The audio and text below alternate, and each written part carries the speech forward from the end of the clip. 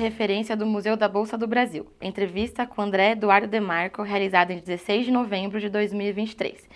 Então, Demarco, você pode começar fazendo a sua autodescrição, por favor? Sim, claro. Bom, eu tenho 51 anos, né? Sou branco, tenho 1,77 m de altura, já estou bem mais gordinho do que já fui no passado, né? Hoje eu uso barba, é uma das características que fui mudando no tempo, cavanhaque, barba, sem barba. E agora, como meus filhos já estão numa idade maior, eles não reclamam mais de ficar pinicando o rostinho deles, então eu estou deixando a barba e é uma situação atual, né? Estou de camisa azul, né? Durante muitos anos da minha atividade aqui na Bolsa, eu sempre usei terno, gravata, roupa social, mas isso aqui não é mais uma obrigatoriedade. Óbvio que em alguns eventos, algumas datas em especial, você tem que vir com um traje diferenciado, mas em geral, trabalho de camisa polo, como eu estou hoje, camisa azul, e roupa esporte fino, como a gente chama hoje. Tá ótimo, obrigada. E Demarco, onde você nasceu? Eu nasci em São Paulo, no bairro do Tatuapé. Mudei de lá por poucos anos da minha vida e continuo morando no Tatuapé, em vários diferentes lugares do bairro do Tatuapé. O bairro cresceu muito, né, nos últimos anos, teve aquele boom imobiliário. Gosto de morar lá porque me sinto em casa, literalmente, né, nesse bairro. É um bairro tradicional, né, tem muitos portugueses, muitos italianos, mas a principal vantagem para mim, em especial, é porque ele é próximo daqui do centro de São Paulo. Então são 10 quilômetros, né, e dependendo do horário, não estando um dia caótico de trânsito, chuva em São Paulo, eu gasto 15 minutos para chegar aqui no trabalho, aqui na Bolsa. Legal. E então a sua formação escolar foi toda lá no Tatuapé? Não foi. Na verdade, óbvio que a primeira etapa da vida escolar, né, que vai até o colegial, foi no colégio tradicional do bairro Tatuapé, o Colégio Santo Antônio de Lisboa, colégio de freiras. Depois eu fui para colégio técnico, aqui no bairro da Tiradentes, perto da Luz. E depois, obviamente, os cursos que eu fiz, seja de faculdade e pós-graduação, não voltei mais para o Tatuapé. Estudar no Tatuapé não é mais uma característica, ainda que tenha muitas opções, tá? E você se formou em quê?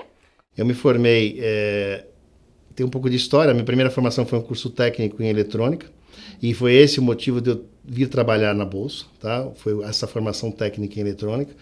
Mas depois, no momento em que o Brasil vivia, né, no ano de 1990, uma grande promessa de profissão, né, de desenvolvimento profissional, era comércio exterior. E aí eu fui fazer o curso de comércio exterior, administração com ênfase em comércio exterior no Mackenzie. Me formei nessa cadeira, mas eu nunca exerci a profissão em comércio exterior, né, porque eu vim trabalhar na Bolsa em 1991. E desde então, né, eu trabalhei em várias áreas da Bolsa, mas nunca uma atividade ligada a comércio exterior, né? E a sua família, alguém atuava no mercado financeiro? Não. Meu pai é engenheiro mecânico, minha mãe ela fez curso de administração, mas depois se dedicou à família, né? É uma questão talvez geracional, né? Mas não, ninguém é do mercado financeiro, não tem ninguém na família que trabalha no mercado financeiro. E como você entrou no mercado de capitais? Há quanto tempo? Então, foi nessa oportunidade que eu trabalhei, antes de vir para a Bolsa, eu trabalhei em empresas do setor de informática, né? E um amigo meu veio fazer um estágio na Bolsa, no setor de tecnologia, e ele ia sair da Bolsa, porque o estágio ia ser concluído, e ele brincou comigo, falou, você não tem interesse em trabalhar na Bolsa? Eu lembro que eu falei, naquele lugar que os caras ficam gritando, isso era 1990, tá? Naquele lugar que os caras ficam gritando, tá? Sim. Eu falei, seria interessante, mas... Tem espaço para trabalhar lá com técnico em informática? Tem. Foi essa a oportunidade que eu tive para vir para a Bolsa. Eu cheguei aqui no finalzinho do ano de 1991.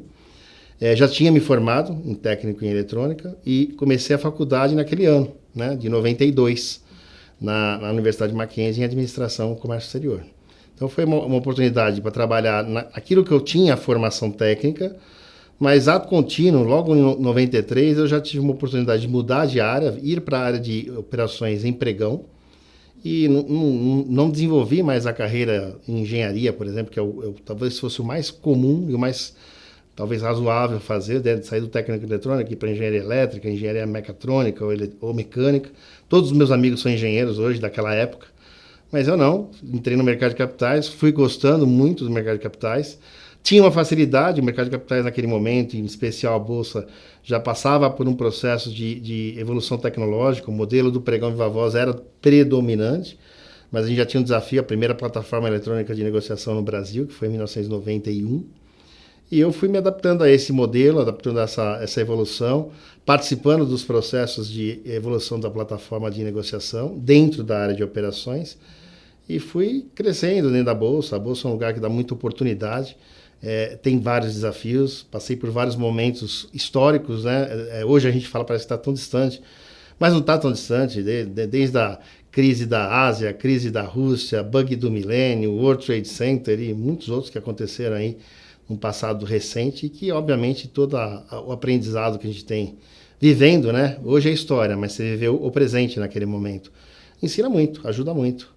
E quando você veio, então você veio para atuar em qual área especificamente? Na área meu primeira ocupação na Bolsa, né? Eu tenho a carteira de trabalho, né? Física até hoje, é técnico de manutenção trainee. Então eu era técnico dos equipamentos do pregão Viva Voz.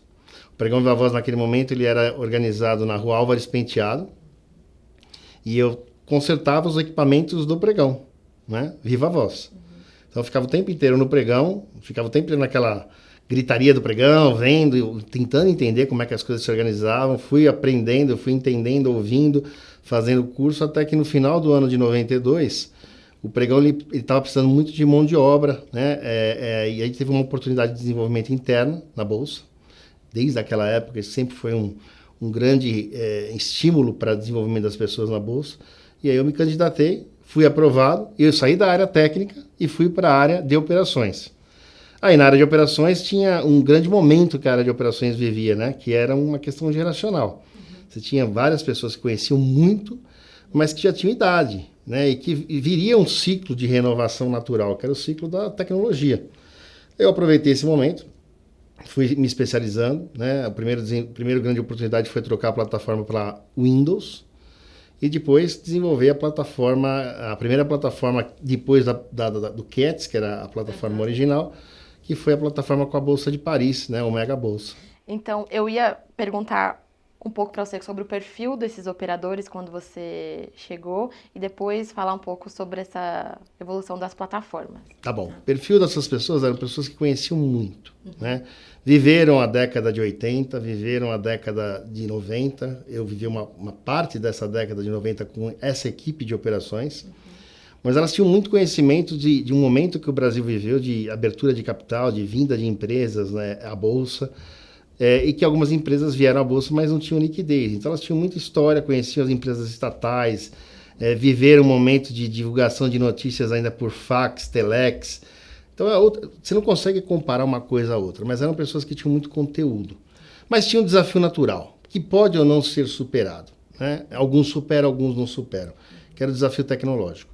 Eu me lembro de algumas aulas que eu cheguei a dar para algumas pessoas da área, e o desafio era segurar o mouse, né? Então, não era uma coisa simples de lidar, você tinha que ter muito respeito pelas pessoas, uma coisa que é um princípio, é um valor que você tem que ter, porque alguns se adaptam, sim, verdade, mas alguns não se adaptam, né? E alguns nem querem se desafiar para se adaptar. Então, teve um processo de troca de pessoas, né? Nesse momento, eu também assumi uma coordenadoria, o que era mais desafiador ainda, porque você não só chega por último, como vira chefe de alguns, né? E você tem que trabalhar muito a aceitação das pessoas, né? O desenvolvimento das pessoas com você, né? E aí teve um desafio muito interessante que aconteceu mais especificamente depois dessa etapa de coordenação, que foi a diretoria de pregão, né? No ano de 2000, acho que o grande desafio do ano de 2000, até um pouquinho antes do ano de 2000, teve toda a discussão que a gente participou e construiu em conjunto com várias pessoas, que foi o Circuit Breaker, né? Ninguém sabia sobre isso, ninguém conhecia sobre esse tema. O que a gente sabia é que, num movimento de queda de preços, as coisas acontecem de forma mais estabanada, né? E as pessoas agem de forma mais emocional. Mas num pregão eletrônico, até então era pregão viva voz. Num pregão eletrônico, a velocidade é muito maior. Num pregão eletrônico, onde o fluxo de ordens vem de qualquer lugar do mundo, é muito maior ainda. Então, eu me lembro do dia que a gente sabia como estavam acontecendo as coisas, já tinham acontecido na Ásia, estavam acontecendo na Europa e iriam acontecer no Brasil e na América como um todo. E a gente teve que discutir sobre criar uma medida, que foi o Circuit Breaker em 1997, emergencial. Quer dizer, não tinha regra, mas a gente já tinha experiência internacional e a gente tinha que criar uma regra que desse um pouco mais de razoabilidade à formação de preços no Brasil. E bem naquele dia o elevador da Bolsa resolveu não funcionar. E a reunião era no 10º andar da Bolsa. Então a gente tem que subir 10 andares de escada. Aquele ano eu conseguia subir, foi bom, foi tranquilo. Mas eu não conseguia ter muito ar e gás para falar, né? E a gente fez tudo isso antes do pregão abrir no Brasil. Então teve uma mudança de postura de pessoas, trazer pessoas novas, formar pessoas novas. Né? Alguns, como eu falei, mudaram de área. Isso aconteceu dentro da Bolsa e isso aconteceu fora da Bolsa. Aconteceu no mercado, aconteceu nas corretoras, aconteceu nos bancos. Né? E é um desafio interessante porque o conhecimento ele está com as pessoas e para ele ser transmitido, você tem que ter um processo que vale para os dois lados. Quem conhece quer ensinar e quem não conhece quer aprender. E se essas coisas não funcionarem direito, ou quem não conhece não quer aprender direito, quer ser muito superficial, ou quem conhece, por deter o conhecimento, trabalha uma segurança, uma falsa percepção de segurança, que isso vai tornar ele eterno na posição. Isso não é verdade. Né? Então foi bastante interessante esse processo aí que durou do final da década de 90 até o ano, depois do bug do milênio, do ano 2000, vai parar tudo. Não era bem verdade, óbvio que tinham tecnologias, sistemas que precisavam de ajuste, mas não parou tudo, nada disso, né? Virou, talvez o que ninguém sabia, que não era o bug do milênio, que todo mundo desconfiava, foi o que aconteceu no ano 2001, né? Do World Trade Center, o ataque terrorista nas Torres Gêmeas. Isso sim era um grande desafio, né? Porque era algo que todo mundo imaginava, tiveram vários filmes de ficção científica até o dia que a gente teve a realidade, né? E enfrentar uma realidade dura, que é perder 4.000 pessoas em alguns minutos. E 4.000 pessoas que não voltam mais. E o conhecimento também não volta. Porque computador, teclado, servidor, você compra outro. Mas o conhecimento e as pessoas, você não faz ela voltar à vida. E aí veio umas grandes discussões no mundo corporativo de plano de continuidade operacional, plano de continuidade de negócios, onde a essência é o ser humano. É bom para o mundo corporativo acordar que o que ele tem de mais importante não são as instalações, são as pessoas. Né? E foi um grande desafio para todo mundo. E foi o final de um ciclo geracional. Aquilo que começou na década de 90 termina ali de fato, né? E o mundo muda totalmente. Né? E ele sempre vai mudar até chegar a uma outra grande crise mundial que foi em 2008. E essa dinâmica, essa história, ela é muito viva, né? E a única certeza que a gente tem é que não foi a última, não será a última. O que a gente tem que talvez se esforçar é para aprender com cada um desses movimentos e erros que aconteceram não acontecer de novo da mesma forma.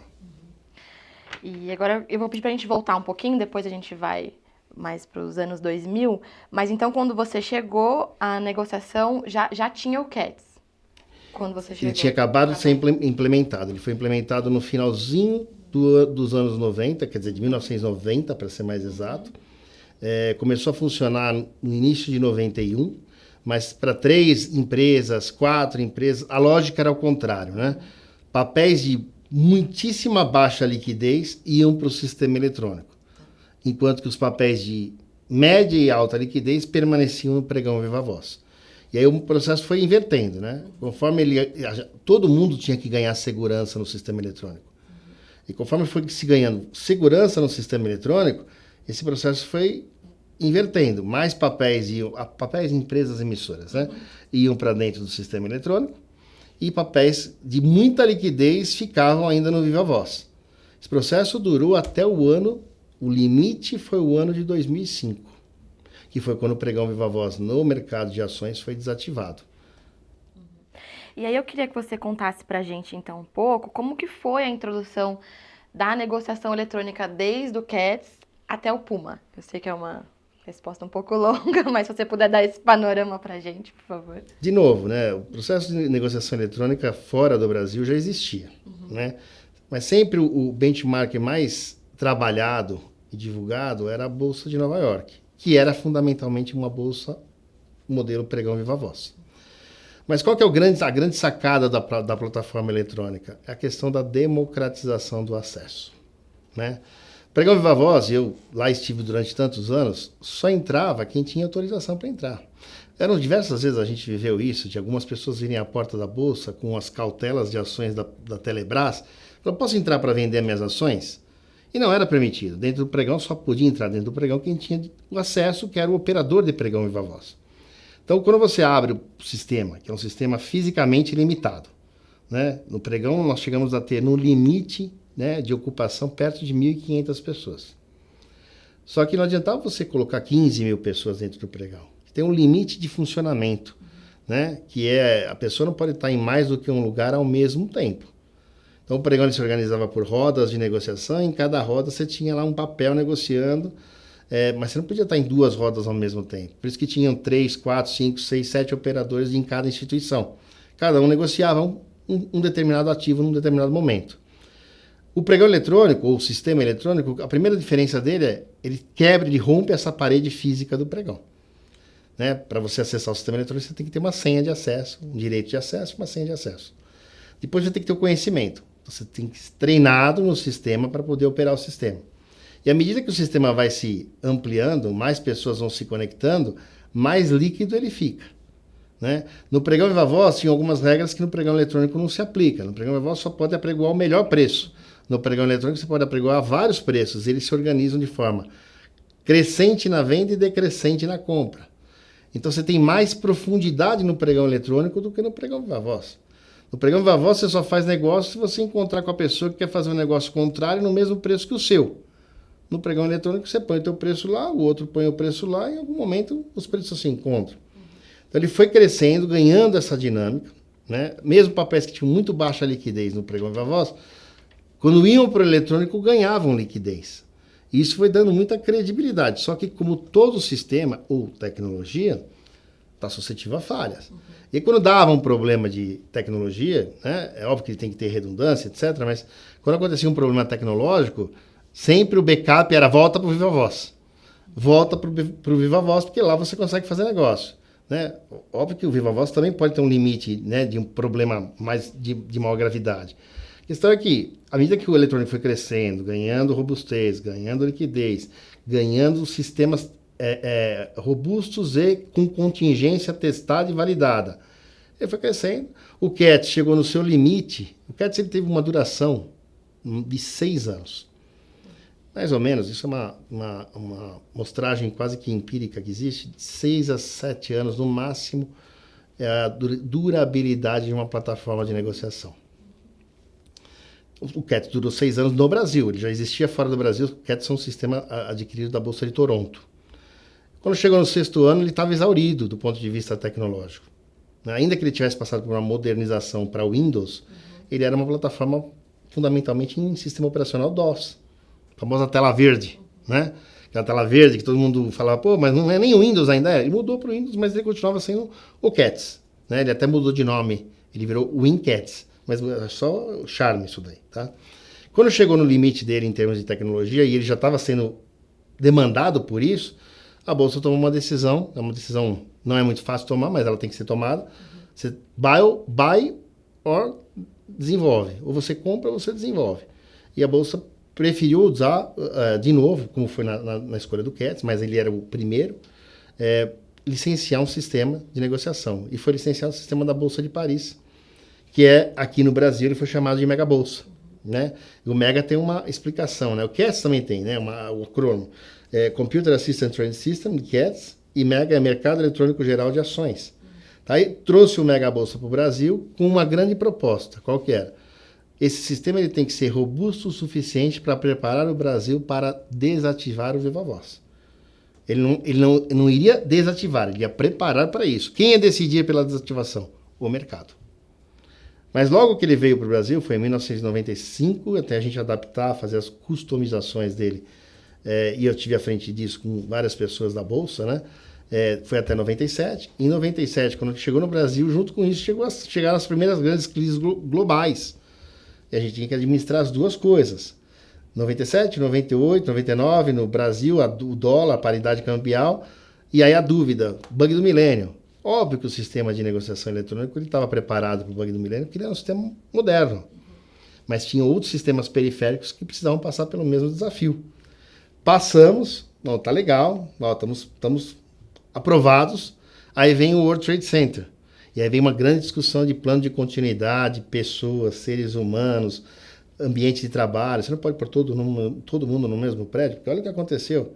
Não, mas no Brasil não vai acontecer essas coisas. Tá, mas ninguém achava que ia acontecer em lugar nenhum esse tipo de coisa. Então, também, de novo, você vai defasando, atrasando. 2001 no Brasil, a gente tem um processo eleitoral, 2002, né, um processo eleitoral que muda bastante a percepção de risco do país, a insegurança, a incerteza, ainda que tudo isso fosse um sentimento, não virasse um fato, mas era um momento que a gente estava vivendo. 2003, as coisas começam a mudar, né? As coisas começam a se assentar, né? O país começa, de fato, a entrar num rumo de crescimento. A gente tem vários IPOs acontecendo em 2004, 2005, 2006, né? Que é um ciclo, né? Tem várias teorias que dizem que o mundo é feito em ciclos, né? Só que aí chega 2008. Até antes de 2008, a Bolsa passa por um momento histórico importante, que é a desmutualização. Ela abre o capital, ela deixa de ser mutualizada, passa a ser uma companhia de capital aberto listada na própria Bolsa. E aí depois, logo na sequência desse movimento, ela faz a fusão com a BMF, vira BMF Bovespa, né? E aí a gente tem um desafio não pequeno, talvez um excelente e grande desafio, que eram 7 plataformas de negociação. A Bolsa em 2005, diante de toda essa preparação que foi feita, ela desativou o pregão viva voz, o mercado chegou na conclusão que ele poderia desativar. Todo mundo tinha segurança no pregão eletrônico, então foi desativado o pregão viva voz. Em 2007 tem a fusão, 2008 tem a fusão, 2007 tem a abertura do capital, e aí 2008 vira a BMF Bovespa, mas a BMF ainda tinha o pregão viva voz.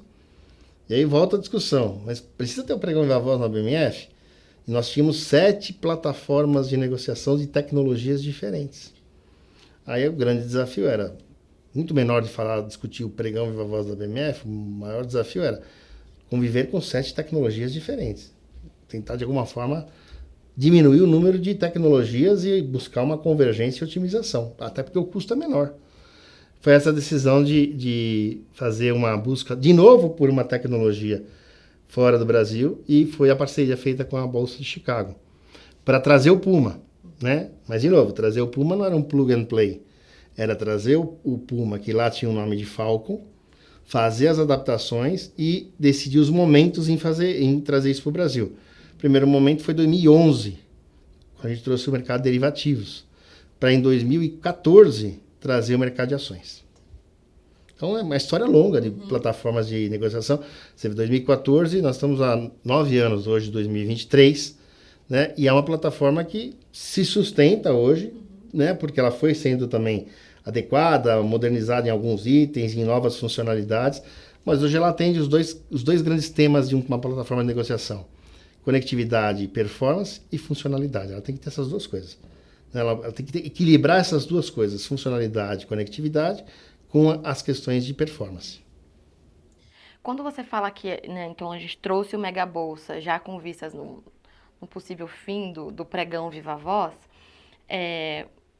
eu queria que você contasse pra gente como que foi um pouco essa recepção entre os operadores. Assim, se teve algum processo de rejeição, como é que a Bolsa lidava com isso, ou se ela não lidava com isso assim institucionalmente, sabe? Assim, quando a gente decidiu, o CAT já existia, né? O CAT já tinha crescido muito, aquele processo de ida de papéis do pregão viva voz para o sistema eletrônico.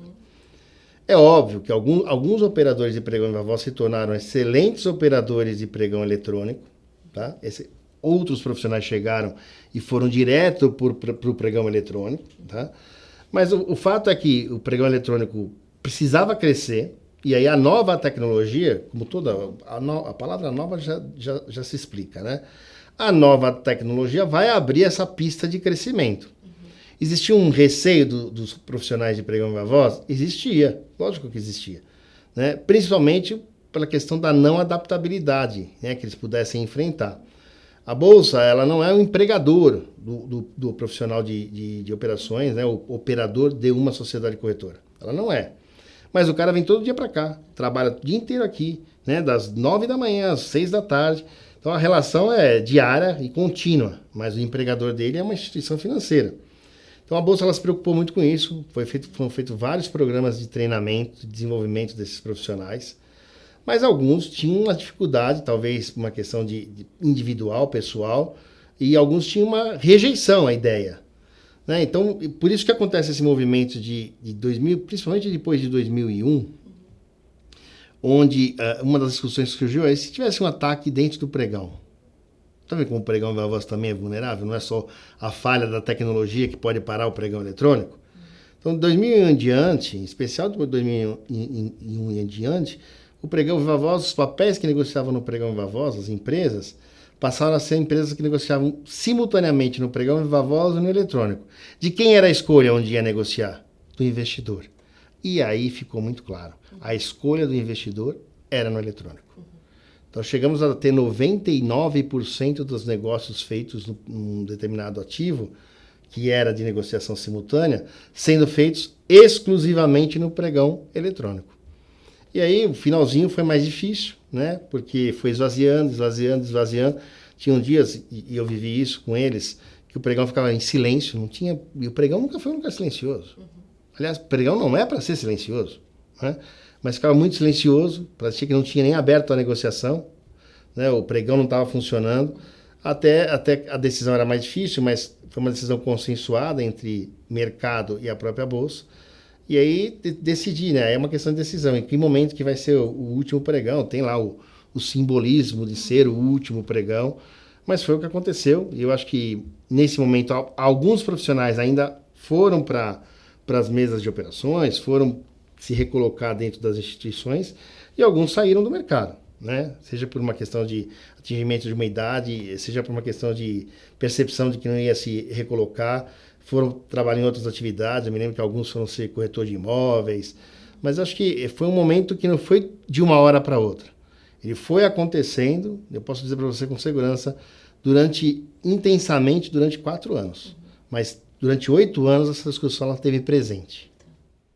E nessa época você era diretor do pregão. Diretor de operações de pregão. E aí quando acabou... Eu continuei sendo diretor de pregão eletrônico, né? Fiquei na diretoria de pregão até 2014.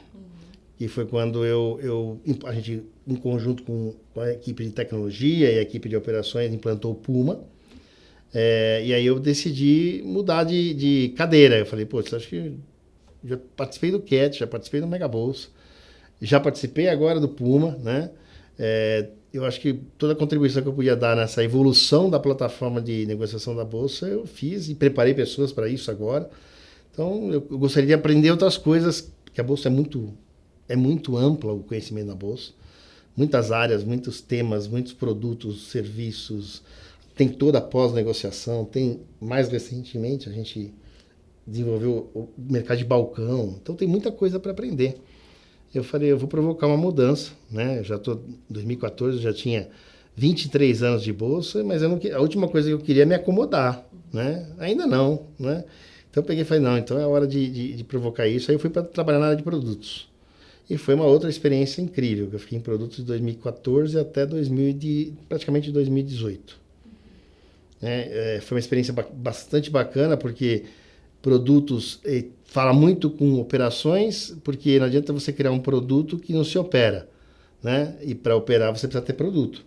Então essa percepção de coisas que são factíveis é importante quem está na operação, mas ter a ideia, construir, discutir, ver onde o negócio vai ser rentável, não vai ser rentável, onde ele se encaixa, onde ele não se encaixa, olhar o lado regulatório.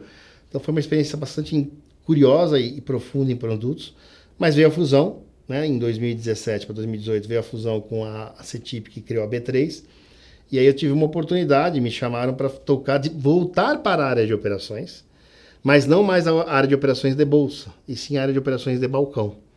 E aqui também foi um banho de conhecimento, né? E uma nova oportunidade de trabalhar com pessoas diferentes, com conhecimentos diferentes de liquidação, depositária, cadastro, registro. E eu fiquei nessa área com um desafio gigante de implantar a depositária de ativos financeiros no Brasil, que não existia, né? Em 2018, 2019. E em 2020 eu tive outro convite, né? Acho que ninguém queria me deixar muito calminho, né? Para tocar uma nova área de produtos de compliance na B3. Que também era uma proposta nova de criar mais valor para o conjunto de produtos e serviços que a Bolsa entrega como infraestrutura de mercado.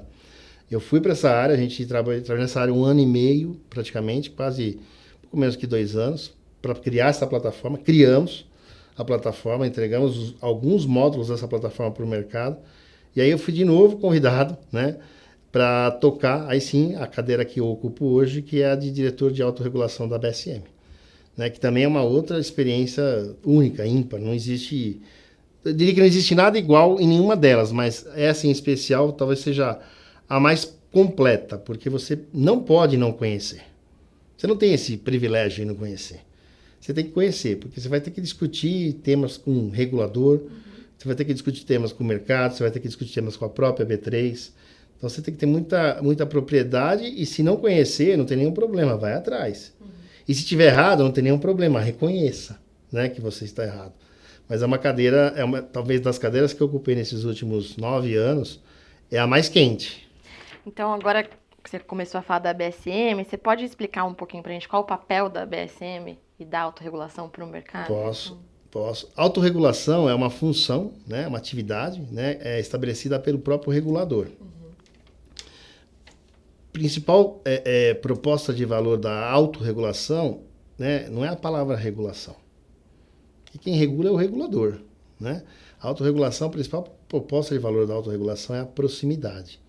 Né? Então, diferentemente de estar distante, a autorregulação ela tem que estar próxima, entendendo se a regra que foi criada, construída e estabelecida pelo regulador, ela é cumprida. E se ela não for cumprida, o porquê que ela não está sendo cumprida? Ela pode não estar sendo cumprida porque ela não é cumprível, ela pode não estar sendo cumprida porque não se quer cumprir, e o pior, e talvez a grande recorrência que eu tenho visto hoje, ela pode não estar sendo cumprida porque não se conhece a regra. Então aqui entra o segundo grande papel da autorregulação, orientar. Orientar, apoiar, explicar, mas para por aí. Porque se não quiser fazer, é uma outra discussão que a gente tem que ter. Por isso que a autorregulação ela também faz o seu papel de enforcement. O que é o enforcement da autorregulação? Você tem que cumprir a regra. Se você não cumprir, eu vou te ajudar a entender o que você tem que fazer. Agora, se você não quiser fazer, eu vou ter que te ajudar de outra forma a cumprir aquilo que você tem que fazer. Porque todos estão sujeitos à mesma regra. E se a regra é igual para todos, e alguém não cumpre a regra, e não tem nenhuma penalidade que sofra por esse não cumprimento, existe um estímulo perverso para aquele que cumpre também não cumprir. E se todos decidem não cumprir a regra, esse negócio vira uma zona. E aí o principal problema que a gente vai enfrentar no Brasil, perda de credibilidade e falta de integridade. Aí vale tudo. Né? E não é isso que a gente quer, não é isso que o mercado brasileiro quer, não é isso que o regulador quer, não é isso que a B3 quer. Né? Então é uma prestação de serviço, é um dever estabelecido pelo regulador, mas que gera valor para todo mundo que trabalha no mesmo sentido no mercado. Né? Então a autorregulação ela não cria a regra, ela não estabelece a regra, mas ela supervisiona e fiscaliza a regra criada. Em quais níveis? No nível dos participantes, dos mercados organizados administrados pela B3 e no nível da própria B3. Que a B3 ela também tem que cumprir as regras. E o primeiro nível de supervisão da B3 é feito dentro da própria B3, a sua governança interna, a área de auditoria, a área de controles internos, governança, mas tem um nível que é a própria BSM olhando para ver aquilo está funcionando. Porque a CVM, como regulador, o Banco Central e outros, eles supervisionam a BSM e a B3. Então, o principal papel da BSM hoje, né, hoje não, desde que ela foi criada, né, e a criação da BSM surge com a criação e a promulgação da Lei 6385 de 1976. Né? Em 2007, quando a Bolsa se desmutualiza, abre capital, isso é em função de uma instrução da CVM que é estabelecida. Ali a autorregulação ela pode ser formada de diferentes formas aqui. Pode ser um departamento, pode ser uma empresa, pode ser uma prestadora de serviço. E a Bolsa, naquele momento, escolheu a forma como a BSM ela ia funcionar. É uma associação civil, sem fins lucrativos, que faz o seu papel estabelecido pela CVM e que tem como mantenedor dessa associação civil a própria Bolsa. Tá? Mas essa é uma das formas que a gente vem funcionando desde 2007. Mas a nossa contribuição maior para o mercado, do ponto de vista de valor, o que a gente entrega de valor para o mercado, vai muito além, né, de supervisionar e fiscalizar, e sim a atratividade, a credibilidade e essa preservação da integridade. Se eu fosse falar só a palavra integridade aqui, certamente eu gastaria horas explicando como é que se percebe a integridade. Agora, o pior efeito que a gente não quer que aconteça, em hipótese alguma, é não cumprir as regras, não tem nenhum problema. Se isso acontecer, a gente perde a qualidade do mercado brasileiro, o investidor não residente se afasta do mercado brasileiro, o investidor institucional se afasta do mercado brasileiro e o investidor pessoa física se afasta do mercado brasileiro. Então a gente perde o quê? A liquidez. Então é um mantra que a gente tem que cuidar muito bem. Proteger investidores e proteger participantes que atuam dentro da regra é o nosso dever. Né? Não é só proteger investidor, é proteger investidor e participantes que atuam dentro da regra. Quem não atua, orientar com um limite até ele obedecer às regras. Legal. Agora eu queria voltar um pouquinho, eu queria que você contasse pra gente como é que foi o desenvolvimento do Circuit Breaker. O Circuit Breaker é um mecanismo de controle de oscilação de preço. Né? Sempre surgiu a pergunta e sempre surge, ainda surge, né? Por que só tem Circuit Breaker para baixo e não tem Circuit Breaker para cima? Né? Talvez não tenha uma resposta perfeita para essa pergunta, mas a resposta que eu posso dar é a seguinte: no movimento de queda de preço, destruição de valor apavora mais as pessoas. E como ela apavora mais as pessoas tendem a agir de forma mais irracional. E quando um age de forma irracional uma coisa, quando dois agem é outra coisa, 3, 30, 40, 200, 300... Quanto maior o número de pessoas que perdem a razão na tomada de decisão, maior a velocidade da destruição do preço. Então, por isso que o mecanismo ele foi criado para um movimento de baixa, não um movimento de alta. Mas existem controles de preços na alta e na baixa. O Circuit Breaker, em especial, ele foi criado só para queda, né, do índice Bovespa. Tá? O movimento de criação, como eu falei, eu vivi ele desde a sua concepção em papel. Né? E ele veio, talvez, da primeira grande percepção do que era a globalização de fato. Todo mundo queria ser global, né? Todo mundo gostava de ser global, é bonito ser global, só que a gente ainda não tinha percepção quais eram as consequências de estar inserido num contexto global, que é a velocidade de movimentação dos capitais. Né? E essa movimentação ela se dá por meio de ordens de compra, ordens de venda, que acontecem em diferentes locais e que você só vê a consequência daquela ordem sendo executada. E isso acontece muito rápido. O Brasil ainda tem uma vantagem do ponto de vista geográfico, se é que eu posso chamar de vantagem, mas enfim, a gente está mais próximo do fuso horário de Nova York. Né? No extremo 1 hora, no extremo 3 horas de diferença, no melhor cenário 1 hora de diferença. Porque tem outras praças que estão com um fuso muito pior. Mas num evento global, né, não é mais só a praça de Nova York que faz o grande direcionador de formação de preço. Né? E o investidor asiático, o investidor europeu, aí ele passa a ter uma vantagem. Ele vem formando o preço antes do mercado na América. Canadá, América. Né? Então, a gente chegou já estava observando em 97 esse processo acontecendo até um limite que a gente falou, a gente vai ter que ter alguma reação. Né? Foi muito rápido, foi tudo muito rápido. Então, discute rápido o que pode ser feito, tá. Pensamos. Só que no outro dia, ou naquela noite, foi horrível o que aconteceu lá fora. Né? Dentro do universo que se tinha em 97. Hoje é muito mais rápido, né? Ter informação, ter acesso. E aí a decisão foi, vamos fazer uma reunião, era às 6h30 da manhã, antes das 7 da manhã, né? Para que a gente tome uma decisão e estabeleça uma regra antes do pregão começar. E o melhor que a gente conseguiu fazer naquele momento foi, se chegar a 10% de queda, o índice Bovespa para durante meia hora, e se cair mais 5%, ou seja, chegar em 15% de queda, para durante 1 hora. putz, a gente já vai dar um alívio? Bom, vamos criar a regra, publicar a regra e implantar a regra hoje, inclusive, provavelmente. Então tá bom, fizemos isso. Eu lembro que até o ano de 2001 tiveram 13 ou 11 acionamentos do Circuit Breaker, mais ou menos isso.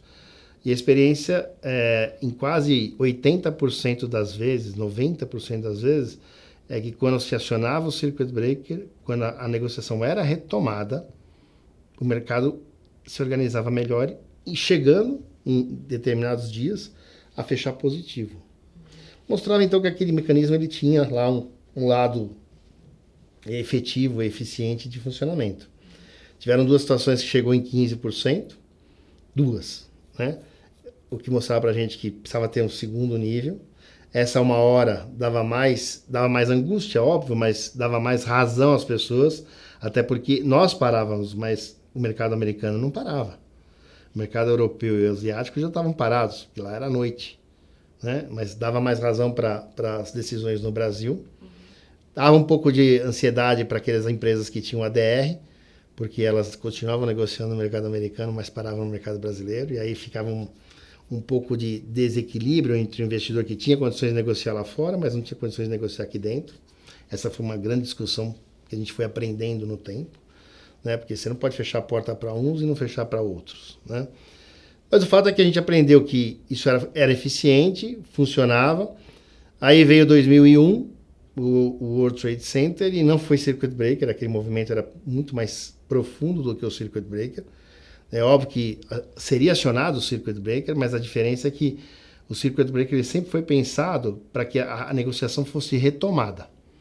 Enquanto que uma medida de ordem emergencial, como foi adotada em 2001, ela não tinha a previsão ou a obrigatoriedade de que a negociação fosse retomada. Diferença entre um e outro. De fato, você tem um risco muito maior se não retomar a negociação. Porque tem várias operações que podem estar no meio de um ciclo de day trade. E você não sabe qual é, de fato, o tamanho do risco que a pessoa está carregando. Você sabe o tamanho do risco da instituição, mas não do indivíduo dentro da instituição. Bom, o fato é que 2001 ensinou para nós que a medida de ordem emergencial também é importante. O mercado americano ficou parado por 3 dias, o mercado brasileiro ficou parado naquele dia e retomou no outro dia. Só que veio 2008, né? E em 2008, eu estava à frente da área de operações. Como estava lá em 2001, tinha acabado de assumir a diretoria de pregão, né? Aliás, eu assumi a diretoria de pregão, no mês seguinte teve o evento do World Trade Center. Também foi um grande aprendizado. Porque nem que eu tivesse 10 anos de pregão, eu teria vivido algo parecido, né? Mas em 2008 o que aconteceu foi curioso, porque a gente começou a viver a crise imobiliária. Eu me lembro do pregão de 15 de outubro de 2008, que era uma quarta-feira, dia de vencimento de índice futuro. E a gente estava muito claro para nós que nós abriríamos o pregão, ele não duraria nem 5 minutos, ele caía 10%. E a gente já abriria depois de meia hora, assim era a regra. E ele caía, em menos de 3 minutos, ele caía mais 5%. Ou seja, ele pararia de novo por 1 hora. E aí ele ia durar 1 hora, parado, e a gente ia reabrir ele. E ele ia continuar caindo.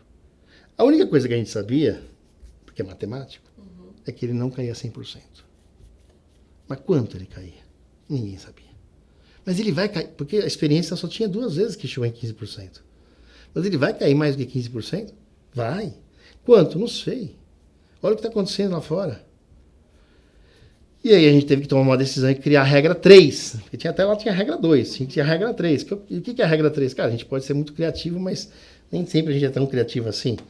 Bom, 10, 15, o próximo número está com cara de ser 20. Bingo, vai ser 20. Né? Então vai ser chegar a 20%.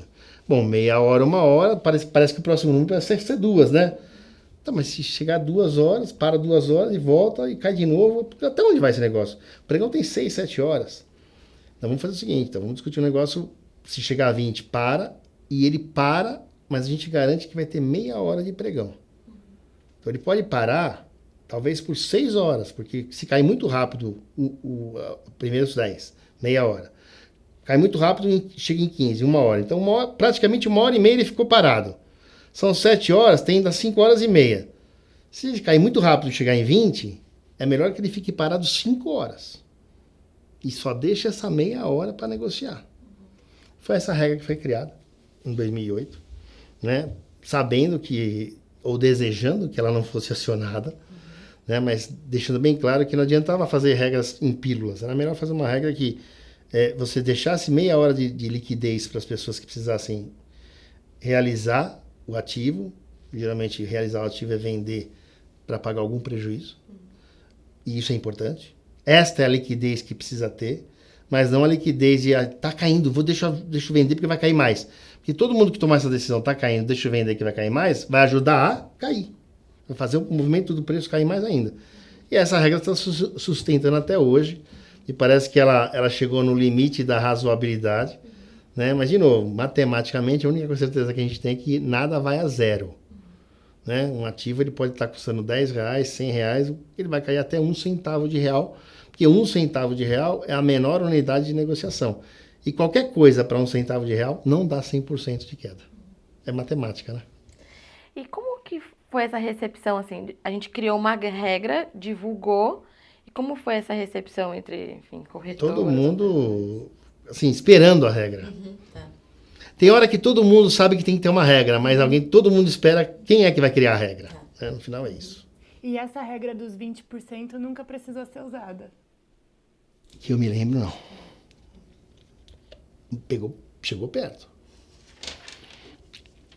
Chegou em 19, mas acho que ela não chegou a ser usada. Foi tanta coisa naquele ano, 2008, tanta coisa. Mas acho que ela não chegou a ser usada, mas assim, era desesperadora a situação, né? Porque todo mundo sabia que não era uma situação rápida de se resolver. Eu me lembro direitinho, né? Não sei se vocês vão lembrar da história da Marolinha. Não era Marolinha. Todo mundo sabia que era uma grande crise, mas ninguém conseguia avistar qual é o fim dessa crise. Ela até foi rápida, de verdade, ela foi rápida. Ela durou praticamente até o final do 2009. Dali que já sabia se todo mundo que sobreviveu, né? E o mundo começa a se reativar. Pena que o Brasil, dali, é que o Brasil entortou, né? Porque se o Brasil não tivesse entortado ali, a gente não teria tido impeachment, a gente não teria tido nada disso. O problema no nosso país é que naquele meio entre segundo mandato do governo Lula e primeiro mandato do governo Dilma, ali que o negócio entortou no Brasil. Com corrupção, mensalão, petrolão. Aí quando o mundo volta, né, e demora para se reorganizar, lógico que demora, a gente já está em outra velocidade. Aí dali para frente, é o que a gente está vivendo hoje. Né, a gente perdeu o passo. Agora está todo mundo aqui, e agora com essa guerra vai ter outra reorganização e a gente de novo está aqui, ó. Está lá para trás. Tá rolando uma festa, vai rolar uma festa, os caras nem vão lembrar de chamar a gente. É difícil, né? Difícil. O Brasil é um país difícil. A gente falou agora do circuit breaker, mas e o home broker? Você também estava envolvido nesse processo? Sim, porque o home broker ele nasce em 1999, né? Na verdade, ele nasce decorrente do home banking. Né? Mas o nascimento do home broker é uma necessidade, de novo. O pregão Viva Voz, já tinha o pregão eletrônico, o CATS, como eu falei para você, mas o principal característica do home broker foi o seguinte: o pregão Viva Voz, ele tinha limite de execução, de presença, limite de espaço, né, das pessoas. E aí, se você recebesse lá uma ordem, compra 1 milhão de ações, ou compra 1.000 ações 1.000 vezes, né? É mais rápido executar uma ordem de 1 milhão, né? Dá na mesma, que 1.000 vezes 1.000 ações dá 1 milhão também, tá?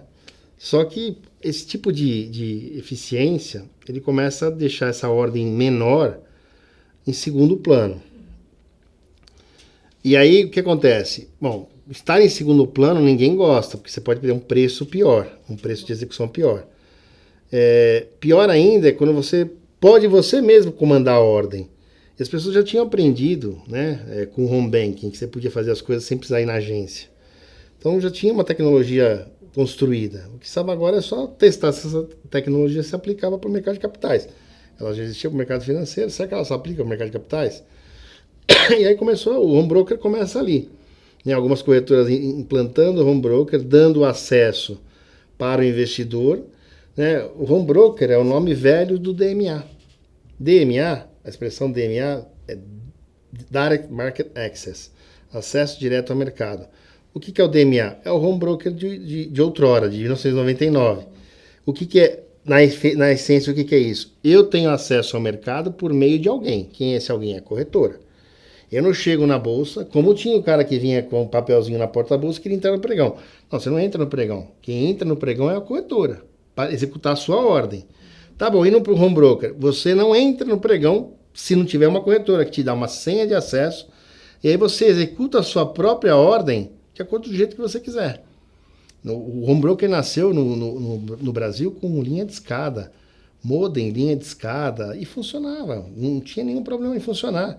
Então, ele nasceu com... A grande proposta de valor do home broker foi dar a autonomia e a independência para o investidor, principalmente o investidor pequenininho, para que ele executasse as suas ordens sem ter que entrar numa central de atendimento, sem ter que entrar numa fila de espera de atendimento, e com isso ter um preço melhor. Não é que o preço dele era pior, é que se ficasse 3 minutos na linha para até ser atendido, o preço muda.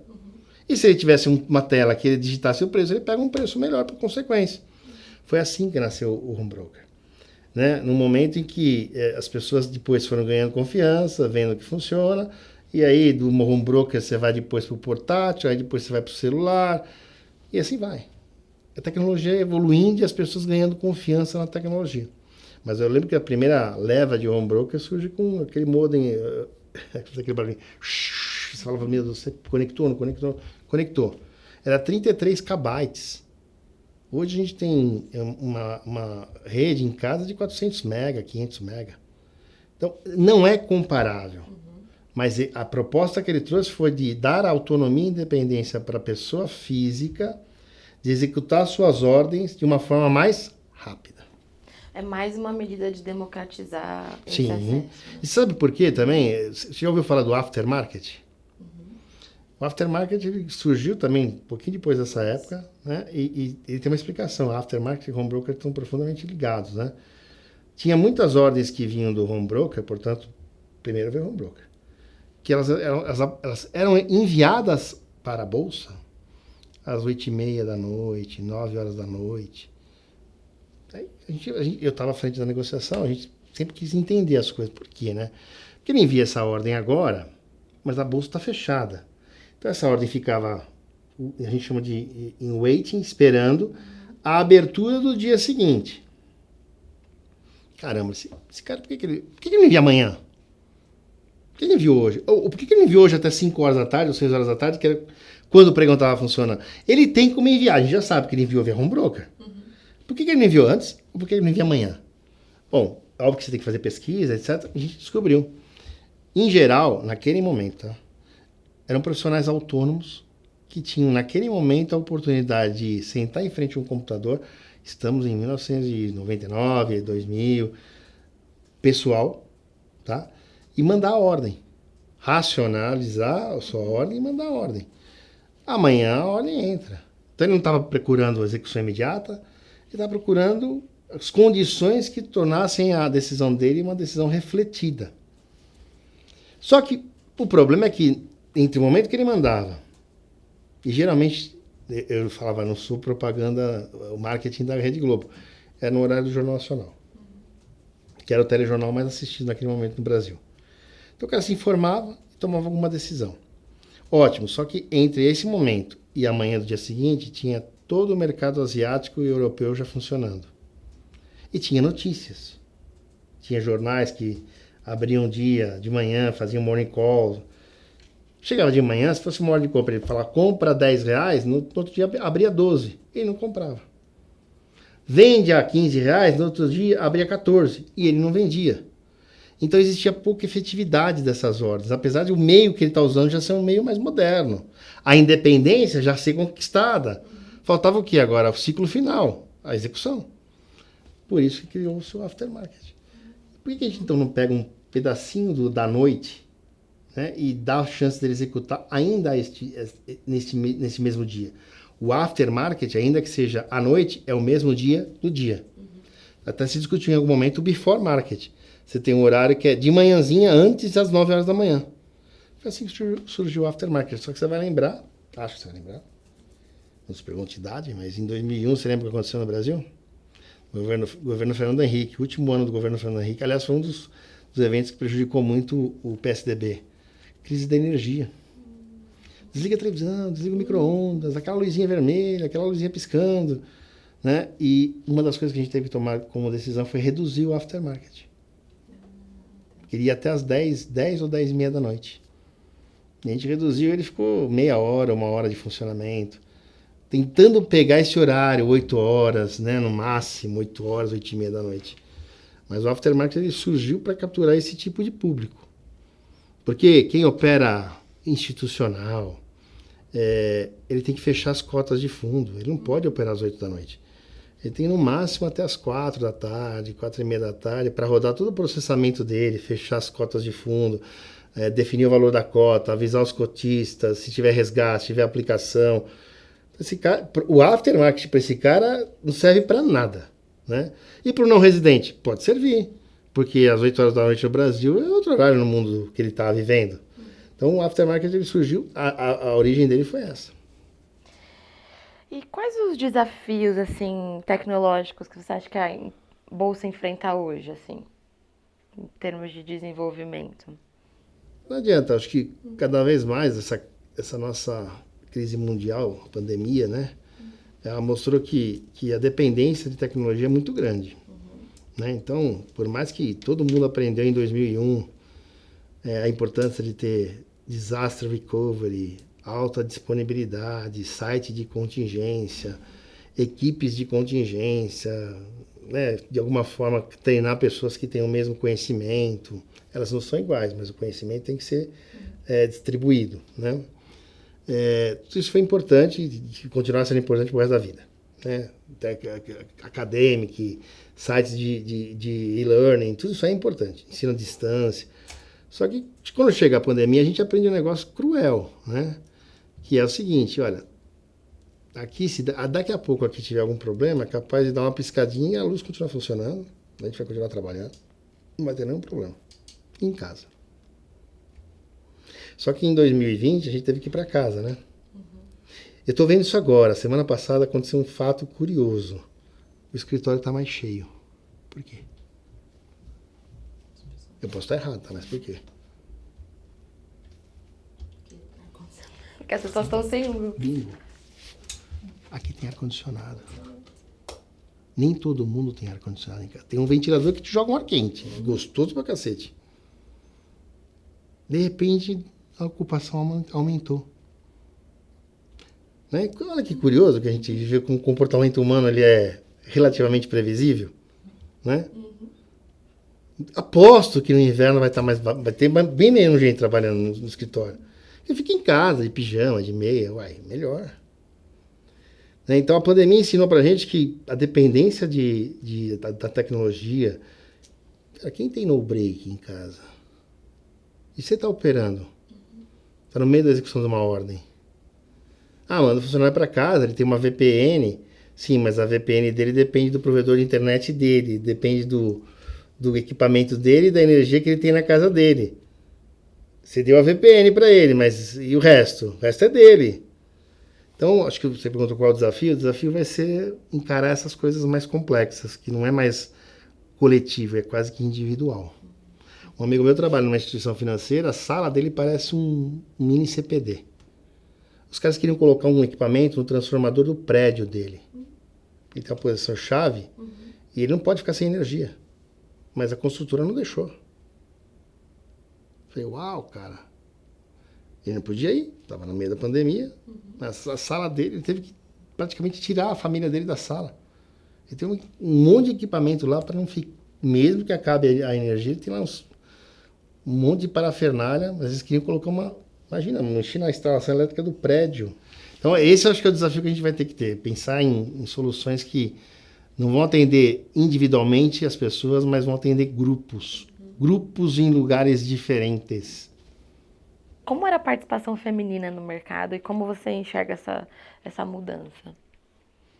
Essa é uma excelente pergunta, porque desde o pregão, ou desde que eu estou na Bolsa, né, sempre teve mulher na área de operações, na área de negociação, sempre teve. Lógico que no pregão Viva Voz, a presença de mulher nunca foi nunca foi forte, teve alguns ensaios, tinha algumas filhas de donos de corretora, que era a bolsa era mutualizada, então tinha a filha do dono da corretora. Né? O sonho de qualquer operadora era casar com a filha do dono da corretora. Né? Mas ela não era operadora. Mas às vezes elas iam no pregão, visitavam o pregão. Eu me lembro que 2 ou 3 passaram no pregão, 1, 2 dias, viva voz. Mas quando o pregão eletrônico ele surge e ele se desenvolve, desde o seu início, sempre teve presença de mulher, sempre. Eu digo mais, elas têm muito mais habilidade do que homem para trabalhar no pregão eletrônico. Né? Porque no pregão eletrônico não adianta você ser muito emocional, você tem que ter um controle muito grande. Porque diferente do Viva Voz, que todo dia você encontra a pessoa e olha a pessoa, no pregão eletrônico todo dia você encontra a pessoa, só que você não olha a pessoa e não conhece a pessoa. Às vezes você conhece pela voz. Então, você tem que ter essa habilidade de saber tratar as pessoas. Então, nunca foi um problema, acho que cada vez mais vem aumentando. Na nossa própria BSM, hoje, 46% são homens e 54% são mulheres, né? Porque tem características muito especiais aí definidas em cada um dos gêneros que se complementam. Mas no pregão eletrônico, eu acho que desde o início, Cats, Mega Bolsa, Puma, nunca foi uma não presença. No Viva Voz é verdade, né? Até por características do Viva Voz, né? A questão da voz, a questão não da força física, mas da presença, né? Lá um operador que tivesse mais altura, o braço mais comprido, fosse assim, transmitisse mais força, fechava mais negócio, não é mentira. Né? Então, isso daí fazia diferença? Poderia fazer. Né? Mas agora no pregão eletrônico sempre tiveram grandes profissionais de operações que eu conheço, que eu treinei, né? Que eu ajudei e conheci, e trabalhava. E, obviamente, dentro da relação no dia a dia, eu acho que tem mais habilidade, somente a lidar com o cliente institucional, lidar com o cliente não residente, mas não é um problema, eu acho que isso aí já está mais do que superado, de verdade.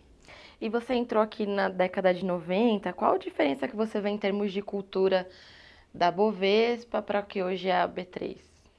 É outra empresa, acho que a gente não pode comparar, né? Ainda que seja mesmo local, mesmo endereço, né?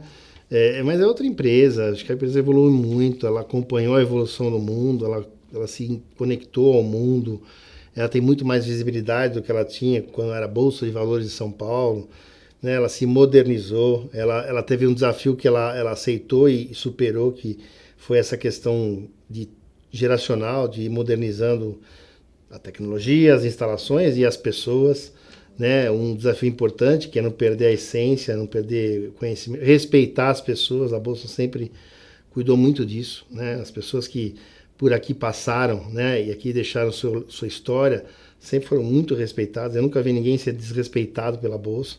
E é um desafio hoje, talvez o grande desafio que qualquer companhia tem é o desafio de reter as pessoas, né? Porque as pessoas também estão, em geral, né, estão mais ansiosas, são mais tempestivas, né? Elas não têm talvez essa paciência, essa espera. E a companhia vai ter que, de alguma forma, dar os sinais quando puder dar, respondendo ao que a pessoa espera. Mas quando não puder dar, fazendo com que a pessoa entenda o que a companhia também espera. Porque essa relação ela é bilateral, ela só vai funcionar de verdade se os dois lados estiverem felizes.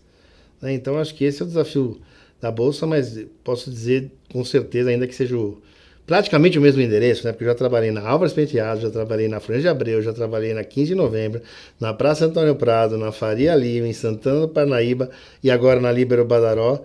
Mas posso dizer, ainda que seja o mesmo endereço, a empresa é uma empresa muito mais adaptada à realidade que a gente vive hoje do que é uma empresa que ficou para trás. E como era o centro de São Paulo na época que você ingressou na Bolsa? Assim, quais foram as transformações mais sentidas por você durante esse período? Olha, eu me lembro que as primeiras vezes que eu vinha ao centro foi em 1986, que eu vinha fazer um curso para o vestibular da Escola Técnica, na Rua São Bento. Né? Eu não acho que o centro mudou muito, o aspecto geral do centro não mudou muito. Eu acho que o centro tem um pouco mais de... Hoje, né, talvez a preocupação com esse aspecto está mais largado, né, mais abandonado. Sofreu muito com a pandemia, muitas instalações que aqui estavam deixaram o centro, então os prédios ou estão desocupados, ou estão para vender, ou estão para alugar, e falta interesse comercial, né, em reocupar o centro. Tem uma questão de violência, que não é do centro, acho que é da cidade de São Paulo como um todo, mas eu sinto que hoje, principalmente nos últimos 3 meses, tem muito mais ocupação policial no centro.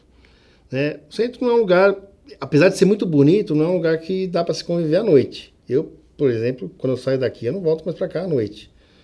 Mas assim, eu não vejo muita diferença. Acho que a principal diferença que eu vejo é que tem muito prédios desocupados e não são mais ocupados. Lugares que existiam, restaurantes, né, lanchonetes, lojas de calçados. Essas coisas fecharam, principalmente depois da pandemia, e é difícil a gente ver isso sendo reativado. Por outro lado, você tem o Vale do Anhangabaú, que é muito bonito, né, o prédio do Shopping Light, que é muito bonito, o prédio do Correio, o Santander, os prédios da Bolsa, né, que são puta nos prédios modernos, eles até destoam em relação ao que está do lado de fora. Né? Mas eu estou muito acostumado com o centro, eu me sinto à vontade no centro. Alguns cuidados têm que ser tomados. Né? Por exemplo, você não vai dar mole no centro, mas não é diferente do Itaim, da Avenida Paulista. É uma cidade de São Paulo, uma cidade grande, né? Mas eu sinto que o centro ele precisaria de um cuidado especial por parte da iniciativa pública. Né? Você pega, nesse momento, por exemplo, tem um buraco que abriu aí na rua Boa Vista faz 20 dias e não fecha um buraco. Né? Então, esse tipo de coisa não dá para se entender. Por que o centro é a segunda prioridade? Né? E tem muita coisa importante no centro ainda de São Paulo. Mas se quem está aqui é importante perde a atratividade, aí o centro vai ficar um lugar largado por total. Mas eu gosto de trabalhar no centro, acho que na essência eu não acho que ele mudou tanto. A gente está encaminhando já para o final. Eu queria que você compartilhasse com a gente uma história marcante ou momentos que tiveram impacto na sua vida ou carreira durante o período que você esteve aqui. Uau, tem vários. Tem vários. Tem vários. Bom, os leilões sempre foram momentos marcantes. Desde os leilões foram os primeiros feitos em São Paulo, né, de privatização, mas todo evento de leilão e fecha a rua, e aquele clima, né, e a importância que é, né, e a representatividade para o país que é fazer uma operação desse tipo, né, uma concessão, uma desestatização, isso você leva para o resto da vida, né, seja no momento que você está fazendo, executando a sua função, como depois usando aquele serviço que foi concedido para alguma empresa, etc. Os momentos de implantação de plataforma, de fusão de companhias, são momentos marcantes também.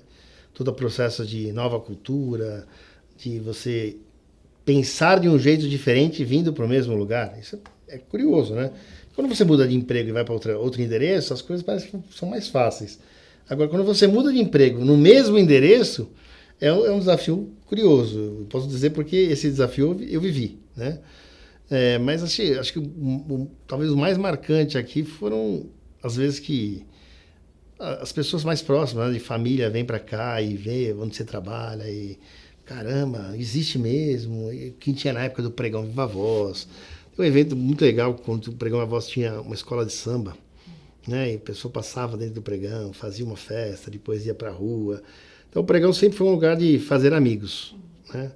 E a Bolsa sempre foi um lugar também de fazer amigos. Então, a Bolsa é um lugar que está na vida da gente, né? Mas, de novo, ela mudou muito, mudou para melhor, né? E meus filhos até, quando eles vêm aqui, às vezes no centro, eles falam, pai, eu vou trabalhar na Bolsa. Eu falo, não sei, cara, se você vai trabalhar na Bolsa.